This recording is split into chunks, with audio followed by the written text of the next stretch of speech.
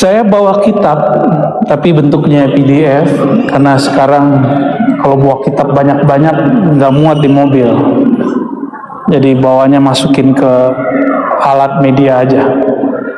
Kitab yang, karena ini masjid baru, saya sengaja buka kitab yang belum pernah saya kaji selama ini secara terbuka, yaitu kitab Al-Hikam, cuma bukan Hikam Ibnu Athaillah, Hikam yang lebih awal dari Imam Ibnu Athaillah, namanya Hikam Al-Ghawthiyah. Ketha kan namanya pengausan, maka namanya bukan cocok logi, Al-Hikam Al-Ghawthiyah ya. Kalau orang bertanya kok disebut ngaos, ngaos sama ngaji, coba tanya orang Jawa, belum Sunda dulu nih. Dalam bahasa Jawa, ngaos itu lebih halus dari ngaji. Habis kursus sama istri, orang Jawa. Di Sunda juga disebut pengaosan, itu bahasa halus. Jadi kalau dihitung sebenarnya lebih indah mana pengajian dan pengaosan? Pengaosan. Kalau pengajian salah baca penggajian. Seneng ya? Mau. Allahumma sholli ala sayyidina Muhammad. Saudara-saudariku yang dimuliakan Allah, kota Bandung itu kota yang paling disukai anak saya yang kedua yang Allah sudah panggil. Jadi dia kalau lagi ingin berlibur selalu mengatakan Bandung Bi, Bandung Bi. Maka saya kalau ke Bandung, mohon maaf mata saya berkaca-kaca. Semoga jadi investasi akhirat. Amin. Kitab Al-Hikam Al-Ghawthiyah ditulis oleh Al-Imam Al-Ghawth. Al-Ghawth itu gelar untuk pemimpin para wali Allah. Jadi jika ada menteri, gubernur, wali kota, sampai ke bawah RT, yang paling tingginya presiden atau raja. Dalam pemerintahan rohani, ini kan pemerintahan zahir. Dalam pemerintahan rohani juga ada wali. Wali itu ngurusin negeri batin. Mereka ada kepangkatannya. Yang paling tinggi disebut Al-Ghawth. Paling tinggi disebut Al-Ghawth. Tiba-tiba ada bocil lewat. Allahumma sholli ala sayyidina Muhammad. Al-Ghawth berarti hamba Allah yang karena dia makhluk dapat rahmat dan berkah.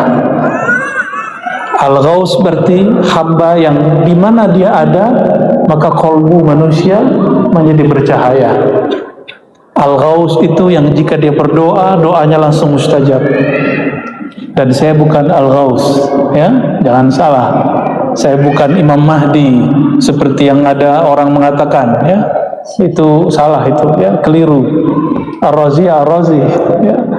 Baik. Al-Ghawth ada namanya Al-Qutub. Al-Kutub itu jumlahnya sejumlah dengan jumlah para nabi dan rasul. Rasul berapa? 313. Jumlah nabi. Maka sekarang jumlah kekasih Allah berpangkat kutub 313. Selebihnya 124.000 mereka pewaris para nabi. Dan jangan khawatir, kita sedih jika kiai ulama wafat, tapi tidak usah khawatir, Allah akan ganti. Cuma kadang gantinya bukan dari muridnya, kadang gantinya dari yang sebelahnya, kadang gantinya dari tempat yang lain, jauh nun di sana. Nah, imam ini disebut Imam Abu Madian. Dia hidup di abad ke-6 tahun 500-an, wafatnya tahun 590-an. Nah, imam ini nulis juga Al-Hikam. Hikam ini jarang dibaca di pesantren, tapi yang baca biasanya ulama-ulama yang mereka punya konsumsi sendiri. Untuk masjid baru, kita beri hadiah baru, membuka kitab Al-Hikam Abu Madian. Nanti selama berapa hari, 2 hari ini, insya Allah saya akan buka kitab ini dimanapun. Insya nanti siang ada lagi, kita buka lagi kitab itu, insya Allah. Yang saya hormati para ulama, majelis ulama, pengurus masjid, takmir, semua yang berkhidmat untuk masjid, yang bersih-bersih masjid. Ini kalau nggak ada yang bersihin, nyaman nggak duduknya? Maka kalau ada yang bersih-bersihin ini marah-marah, jangan ikut marah. Jangan ngomong, kamu nggak tahu siapa saya. Gimana jawabnya, Cum?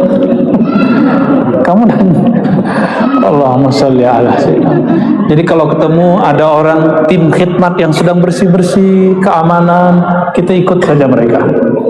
Kenapa? Karena mereka tahu cara ngurus ini. Kita kurang tahu. Dan maafkan kami para tamu jika salah-salah adab kepada sahibul bait, ya. Untuk membaca kitab ini, mari kita baca surah Al-Fatihah. Kita kirimkan untuk baginda Nabi Muhammad SAW dan Imam Abu Madian dan guru-guru kita semua dan pendiri masjid ini, semua yang berwakaf mungkin dari harta yang diberikan ke negara, negara masuk ke sini, siapapun yang berinisiasi, siapapun yang memakmurkan, kita kirimkan surah Al-Fatihah. A'udzubillahi minasyaitonir rajim. Bismillahirrahmanirrahim.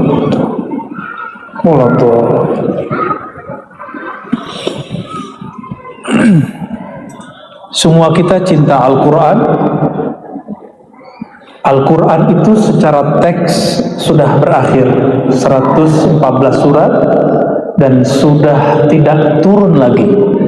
Kalau ada orang meyakini bahwa akan ada Quran baru, pastikan itu ajaran menyimpang. Kita tidak seperti itu. Tapi makna Al-Quran berkembang atau tidak? Berkembang nggak? Dulu jangankan di agama sebelum kita, di Islam sendiri meyakini bahwa bumi itu flat. Dan bumi adalah tempat alam semesta berotasi. Jadi kita senternya. Ternyata berkembang, sekarang terbalik. Matahari tempat tata surya berputar. Kita nggak tahu lagi, nanti ada pertemuan baru. Maka orang meyakini bumi flat, bumi diam, alam yang berkeliling, atau yang sebaliknya, itu tidak berkaitan dengan agama. Itu berkaitan dengan pemahaman terhadap teks. Nah, ini beberapa tahun yang lalu banyak yang bertengkar di bab ini. Nah, Al-Quran sudah selesai, tapi pemahaman Al-Quran Allah selalu turunkan. Oleh karenanya, orang dahulu baca ayat tidak terfahamkan akan muncul teknologi namanya kamera. Tapi ketika Ibnul Haytham baca ayat tentang afalam yanzuru ila sama, apakah mereka tidak memperhatikan langit? Dan kalimat ain, mata, semuanya diteliti, jadilah kemudian awal daripada lensa. Maka kalau tanpa Ibnul Haytham kita nggak punya lensa kamera hari ini, nggak punya kacamata hari ini. Di zaman ini sudah lain lagi. Oleh karenanya pemahaman terhadap Al-Quran berkembang, Al-Qurannya tidak boleh berkembang.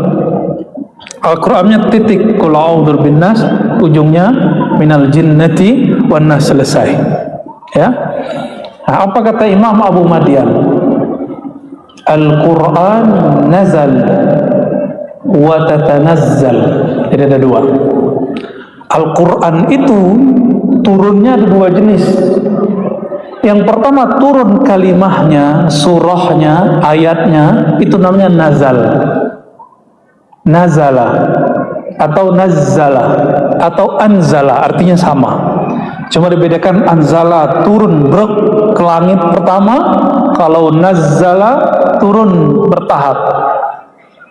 Inna anzalna, surat Al-Qadar, sesungguhnya kami menurunkan ruhnya Quran fi lailatul qadar, pada malam Lailatul Qadar, turun blok semua.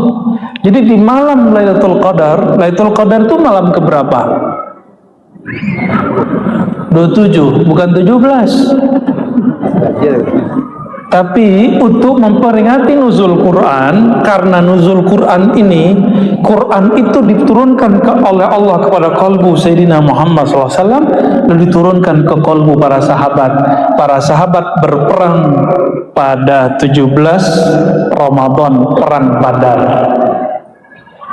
Karena ahli Quran, mereka berjuang pada hari Badar.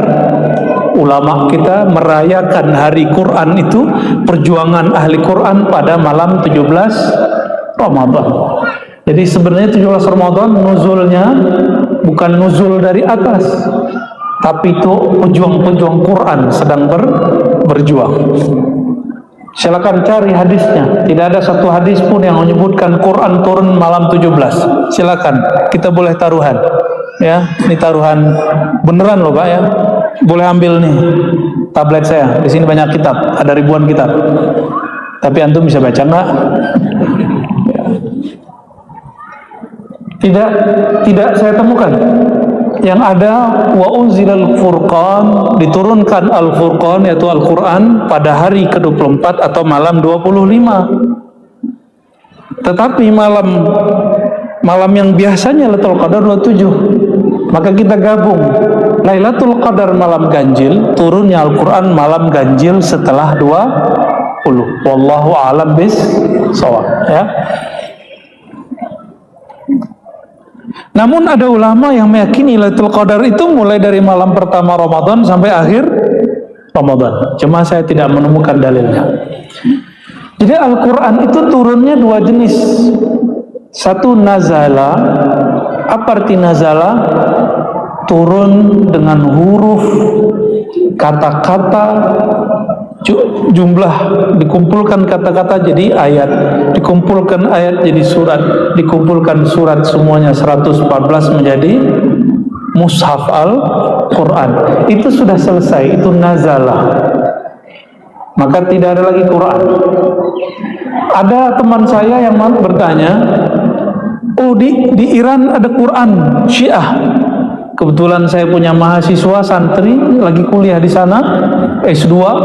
Saya tanya, betul ada Quran? Oh enggak ada Quran baru, enggak, sama. Qurannya sama. Berarti tidak ada. Mau di sana di sini sama. Di sana dan di sini sama. Lalu yang kedua, ini yang bagian kita. Kalau nazala atau nazala turun ke Nabi Muhammad SAW. Jadi kalau nazala turunnya kemana? Allah turunkan ke Lauh Mahfuz, ke Sayyidina Jibril, lalu ke Nabi Muhammad SAW. Tapi Allah juga langsung ke Nabi Muhammad SAW. Ada yang langsung.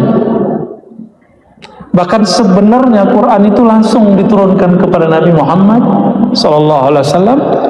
Sedangkan secara huruf per hurufnya baru diturunkan lewat malaikat Jibril. Nah, yang bagian kita ini yang menarik sebenarnya untuk zaman ini, yaitu tanazzala. Apa arti tanazzal? Bahwa Quran yang sudah sempurna itu, kita sempurna nggak? Ini yang hadir sudah sempurna belum? Belum. Memahami Qurannya sempurna nggak? Coba ada berapa orang di sini ambil misalnya saya ambil 10. Dari 10 suruh baca Quran, surah Al-Fatihah, disuruh memaknai. Maka masing-masing akan beda cara memaknainya. Apakah pemaknaan itu sudah berhenti? Maka ketika orang ngomong hanya pemahaman ini yang benar, sedangkan pemahaman yang lain salah, itu mereka gagal paham di bab nazala dan tanazzala. Ini yang sering saya sampaikan sebelum kita masuk ke bab qalbunya. Quran suci, benar? Benar Quran suci? Kalau Ar-Razi baca Al-Quran suci nggak? Saya suci nggak? Enggak, saya nggak suci. Yang suci cuma Allah, Rasulullah. Tapi kalau Allah sucikan saya, baru saya bisa menyentuh Al-Quran. Maka disebut la yamassuhu illal mutahharun. Tidak dapat menyentuhnya kecuali orang yang disucikan. bukan yang merasa suci. Beda yang disucikan dengan yang merasa suci. Orang-orang yang merasa paling benar, yang merasa benar, itu orang-orang yang tidak akan dapat menyentuh Quran. Kenapa? Karena dia merasa suci. Orang merasa suci itu sombong. Itu sifat iblis. Iblis itu sekelas Nabi SAW merasa berdosa. Masa ente merasa suci?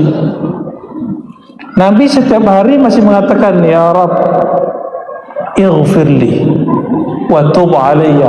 Ya Allah, ampuni hambamu ini dan terimalah tobatku. Kok ada hari ini orang baru hijrah, baru belajar Islam, terus mengatakan bahwa pemahaman agama dia paling benar, yang lain salah. Dia sulit membedakan antara Quran yang maha benar dengan dia yang belajar benar. Orang belajar benar belum tentu benar. Orang belajar benar belum tentu benar. Nah, kita sedang belajar benar. Jadi saya menghimbau kepada siapapun yang sedang belajar, sedang ngaji, sucikan Quran, jangan sucikan pemahaman kita terhadap Quran. Yang punya faham terhadap Quran siapa? Ustadz. Benar. Ustadz itu manusia, bukan nabi. Ustadz bisa salah. Dia kan tamatan ini, dia gelarnya ini, nggak ngaruh. Ya, apapun gelarnya, walaupun gelarnya 7 ditambahin ALM, almarhum, tetap aja dia bukan yang suci. Bapak Ibu, saudara-saudari bukan Allah, apa kata beliau? Al-Quran nazala wa tanazzal, fanuzul qad mada wa tanazzul bakin ila yaumil qiyamah. Quran sudah selesai, tetapi pemaknaan Quran belum selesai. Maka wa tanazzul, jadi ada nazal, nuzul, ada tanazzul. Tanazzul bakin ila yaumil qiyamah. Sedangkan tanazzul, turunnya pemaknaan Quran ke dalam kolbu akan berlanjut sampai kiamat. Ini yang ngomong Imam Abu Madian, disebut tanazzul. Maka orang siapa saja yang mendapatkan makna Quran, dia pewaris Nabi Sallallahu Alaihi Wasallam. Mungkin gak pewaris Nabi suka melaknat?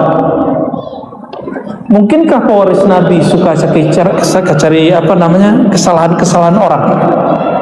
Hari ini orang-orang yang mengaku dirinya ulama suka nyari kesalahan orang lain. Dan kita menghimbau, ini kebetulan ada teman-teman majelis ulama. Majelis ulama itu bukan majelis juri penyesat aliran-aliran, bukan. Majelis ulama itu majelis pembimbing umat. Sepakat? Bukan majelis untuk menyesat-nyesatkan aliran-aliran. Kalau ada aliran, bimbing dulu, nggak mau bimbing baru sesatkan. Ini bukan ngajarin, tapi kita ngingetin aja, ya. MUI bukan KPK. KPK aja udah berubah. Dari dulunya suka tangkap tangan, sekarang sudah suka mengedukasi. Nggak langsung tangkap. Dulu kan kayaknya prestasi. Setiap kali hari Jumat, masih ingat? Itu hari yang menegangkan. Ya, Jumat Keramat. Kami berharap kepada guru-guru kami di MUI, senior-senior kami di MUI, kawan-kawan kami di MUI, jika ada kesalahan di aliran-aliran kelompok-kelompok, bimbing mereka. Jangan langsung keluarkan fatwa, apalagi cuma jawaban lewat WA, apalagi lewat website. Tidak elok, nggak elok, ya. Jangan salahkan nanti jika nanti banyak pengawasan majelis-majelis, lembaga-lembaga, nanti mereka menyerang majelis ulama. Jangan sampai. Saya mencintai MUI karena guru saya lama di MUI, ya. Walaupun saya tidak mau masuk MUI, Kiai, ya, karena nggak kuat, belum pantas disebut ulama. Saya jadi guru ngaji aja, ya. Ini jauh nih, Pak Dokter sini nih, ya. Allahumma sholli ala Muhammad. Kita perhatiin dari tadi kayak kenal deh, ya. Allahumma sholli ala Sayyidina. Al-Quran selesai. Pemahaman Quran tidak selesai. Maka nggak layak orang ngomong saya paling alim. Cukup Sayyidina Musa yang mengatakan aku paling alim. Setiap orang yang disayang Allah ngomong aku paling alim, tunggu, nanti akan ada teguran dari Allah Subhanahu wa ta'ala. Wa tanazzul baqin ila yaumil qiyamah. Jadi pemahaman Quran itu akan turun ke dalam kalbu sampai kiamat. Ingat, rumusnya kemana turunnya? Kalbu, bukan di sini. Ilmu kalau cuma hanya nambah di sini, hobinya debat sama cari kesalahan orang. Tapi kalau turun ke dalam kalbu, dia sudah nggak sempat cari kesalahan orang karena di dalam kalbunya sudah banyak kesalahan. Al-Quran turun kepada kalbu Nabi, maka pemahaman Quran hanya turun kepada kalbu orang yang mengikuti Nabi Sallallahu Alaihi Wasallam. Kenapa Imam Abu Madian berani mengatakan Quran yang diturunkan kepada Nabi Muhammad SAW sudah selesai, tapi makna Quran belum selesai, terus turun? Ini kan berani ngomong begitu, karena beliau pernah mengatakan berdasarkan hadis Nabi, istafti qalbak. Jadi ada orang datang kepada Rasulullah SAW dan bertanya, wahai Rasulullah, kalau aku punya masalah, sedang engkau tidak ada, ulama tidak ada, kira-kira begitu kalau diterjemahkan secara bebas. Apa jawaban beliau? Engkau punya kolbu, mintalah fatwa ke dalam kolbumu. Sayang sekali para dai, para ustadz tidak mencontohkan itu, sehingga jamaah tidak berpikir dengan kolbunya, mereka berpikir dengan emosinya. Kita doakan semoga ulama kita, doakan saya juga, semoga kami termasuk orang berpikir dengan kolbu. Amin Rabbal Alamin. Gimana mau berpikir dengan kolbu? Kolbu tidak pernah dilatih. Maka berkata beliau di bagian tengah sini, apa kata beliau? Ini teguran buat kami, buat kita semua. Man u'tiya lazzatal munajah. Siapa yang diberikan kelezatan bermunajat kepada Allah, muni'a ainuhu minan naum, maka matanya selalu terhalang untuk banyak tidur. Malam tadi banyak tidur atau zikir? Kenapa nonton bisa lama? Nonton apa? Netflix, YouTube, sama kita berarti ya. Tapi jangan buat Allah cemburu. Jangan buat Rasulullah SAW cemburu. Rasulullah itu cinta sama kita. Masa kita nggak cinta sama dia? Rasulullah mau berpisah ruh dengan badannya yang disebut kita. Duhai umatku, masa kita mau tidur, mau berpisah nyawa ini sejenak, yang disebut malah, yang ditonton Allah, ya salam. Kita nggak habis pikir. Lalu nanti mau minta syafaat Rasulullah. Kesimpulan kajian kita pada duha menjelang siang ini, ilmu Al-Quran tidaklah pernah berhenti, karena Al-Quran turun ke dalam kolbu. Maka saya mengajak, mumpung masjidnya baru, mari kita membaharukan kolbu. Dengan apa? Makanan kolbu adalah la ilaha illallah. Cari majelis-majelis begini, mau dia zikir keras, mau zikir lembut, sama. Ya, boleh zikir keras, boleh zikir lembut. Nggak usah debat lagi, itu zaman dulu orang debat, tahun 80-an, 70-an orang debat, zikir keras, zikir lembut. Sekarang cukup. Yang nggak suka uskut, diem. Ya, kalau mau sebut dalil, ya udah amalkan sendiri. Yang senang amalkan, ya. Maka siapa saja yang baca la ilaha illallah, ahyallahu qalbah, Allah akan hidupkan hatinya. Semoga Allah jadikan kolbu saya dan kita semua yang hadir, ataupun siapapun yang mendengarkan, jauhkah dia, dekatkah dia, Allah hidupkan dengan nur la ilaha illallah Muhammadur Rasulullah SAW. Silakan Pak. Cukup? Udah, nggak ada tanya jawab? Boleh nggak? Oke, silakan.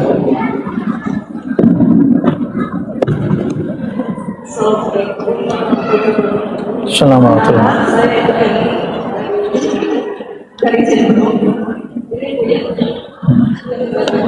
Baik. Oke. Baik. Assalamualaikum warahmatullahi wabarakatuh.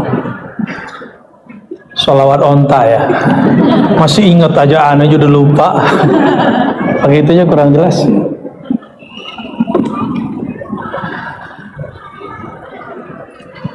Sholawat itu ada tingkatan-tingkatannya.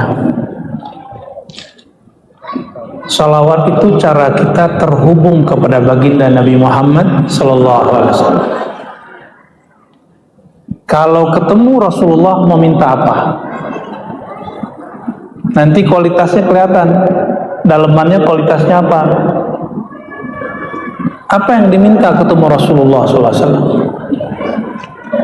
Abu Darda ketemu Rasulullah SAW. Kok lain dengan orang Arab Badui ketemu Rasulullah SAW? Onta ketemu Rasul. Serius. Itu disebutkan di dalam syair-syair Madaih Nabawiyah di masa-masa Maulid. Onta bersyahadat lalu ngadu, ya Rasulullah, saya letih. Tuan saya banyak tugas, tapi makannya sedikit.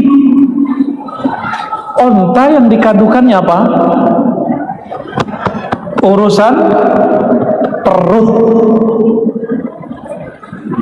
Sholawat onta itu boleh, itu bukan hina. Cuma sholawat onta ini kurang bermakrifat aja. Kalau onta itu tahu secara ma'rifatullah bahwa yang di hadapan dia lebih dari urusan perut bisa diurusin. Onta dijadiin manusia juga mungkin nih, walau alam kita nggak tahu. Ya kan ada manusia dijadiin kera, bisa dibalik nggak? Kalau Allah mau mah bisa-bisa aja. Masih ingat kayu yang Nabi bersandar? Apa kata Rasulullah SAW? Rasulullah itu nangis kedengeran satu masjid. Berarti sahabat-sahabat saya itu mereka mendapatkan satu karamah, mendengarkan suara pohon menangis. Udah pernah dengar pohon menangis? Kalau dengar saya yakin stres semua ntar.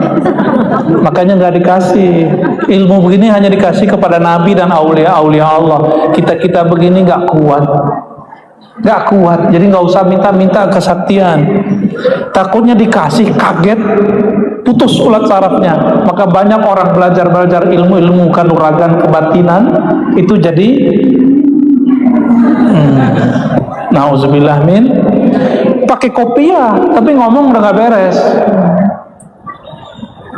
baca wirid tapi sudah nggak jelas. Itu bukan ilmu kolbu, nggak ngurusin kesaktian. Udah nggak sempat mikir kesaktian orang ahli kolbu itu. Itu pohon ditawarin, kamu pilih jadi sandaranku atau masuk surga. Kalau masuk surga dia kira-kira jadi apa? Bukan jadi pohon lagi. Wallahu alam, saya belum tahu dia bakal jadi apa. Ya. Karena kalau ada manusia dikutuk jadi hewan, toh siapa tahu nanti ada hewan didoakan jadi manusia. Wallahu alam. Ya. Di dalam ilmu Allah, orang yang berakidah Ahlussunnah ada namanya mungkinat. Dalam mungkinat ini mungkin. Kalau ada orang aswaja menyaksikan ini, saya ragukan keahlussunnahannya. Ya, berarti dia nggak paham bab mungkinat. Baik. Ketika sahabat Badui ketemu Rasulullah, apa kata beliau? Muhammad, tuh pohon kalau ente Rasul panggil di sini.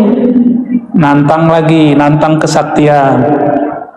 Agak sedikit unik, agak bagusan. Datang kayak begini. Gak mungkin, safnya udah ketutup. Maka dilangkahi semua orang, kepala orang dilahin ke semua. Terus dia berdiri dan mengatakan, Aina Muhammad? Aina Muhammad? 7 hal itu. Sahabat nggak ada yang berani nunjuk Nabi, nggak ada satupun. Makanya orang Sunda, orang Jawa kalau nunjuk yang hormat gimana? Nggak ada yang begini, itu badui. Yang begini itu badui. Di zaman itu, kalau zaman sekarang nggak tahu deh. Mungkin super badui. Nunjuk begitu tuh nggak benar. Begini mereka nunjuk. Para sahabat nggak berani. Sayyidina Abu Bakar diem, malu. Waduh, pintu masjid nggak ada yang jaga nih. Biasanya ada yang jaga di masjid, depan masjid. Ada namanya bab Ali bau.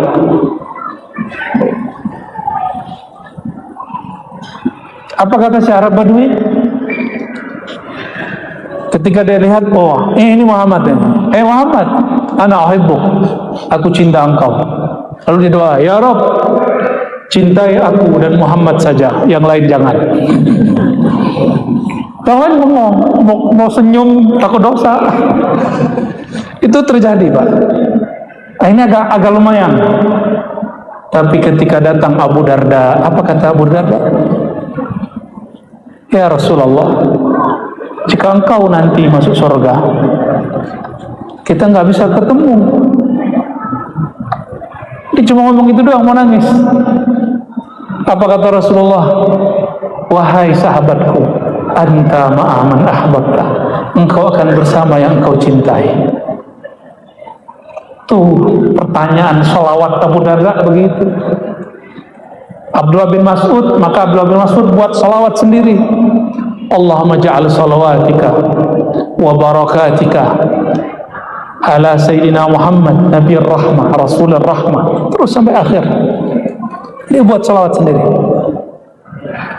Sayyidina Ali juga buat salawat sendiri.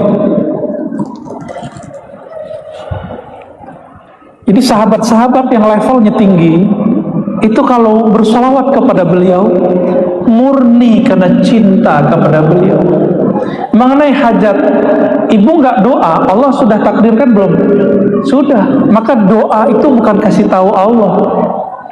Doa itu hanya bermanja-manja kepada Allah. Bermanja-manjalah kepada Allah.